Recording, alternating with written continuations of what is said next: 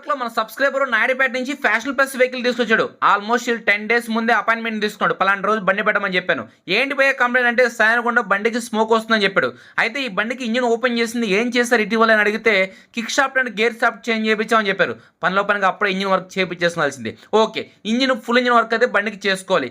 ఇంకేమైనా కంప్లైంట్స్ ఉన్నాయా భయ్య అంటే కస్టమర్ చెప్పాడు, అన్న ముందర ఇక్కడ నుంచి ఆయిల్ లీక్ వస్తుందని చెప్పి అనగానే భయ్య ఇక్కడ స్టమ్ రాడ్ సీజ్ అయిపోయింది, స్టమ్ రాడ్ చేంజ్ చేసుకోవాలి. అదేవిధంగా పనిలో పనిగా 4 కప్పులు కానీ చేంజ్ చేసుకోండి. ఇంకేంటి భయ్య అంటే అన్న హెడ్లైట్ స్విచ్ చేంజ్ చేయండి. అదేవిధంగా బ్యాక్ షాక్ అబ్జల్ రీకండిషన్ చేయండి. మా బండికి వెనకాల పల్సర్ టైప్ ఇండికేటర్ లేండి అన్నాడు. అయితే ఇంకేంటి భయ్య కంప్లైంట్ అంటే భయ్య నా అక్కడ బడ్జెట్ ఎంతవరకే ఉంది, అంత మించి లేదు, ఇంకేమైనా చిన్న చిన్న కంప్లైంట్స్ ఉంటే చేసేయని అని చెప్పారు. భయ్య ఈ బండికి సైడ్ డోర్లు, వెనకాల సీట్ ప్యాన్లు, ముందర మడ్గాడు, వైజర్ ఇవన్నీ డ్యామేజ్ అయిపోయిందంటే అన్న ఇప్పుడు అంత బడ్జెట్ లేదన్నా, మెయిన్ ఇంపార్టెంట్గా ఇంజిన్ వర్క్ మీరు పర్ఫెక్ట్ చేసి మిగతా వర్క్ అంటే నెక్స్ట్ టైం చేసుకుంటా అని చెప్పాడు. ఓకే భయ్య బండి పెట్టేసేయాలని చెప్పా. Thank you.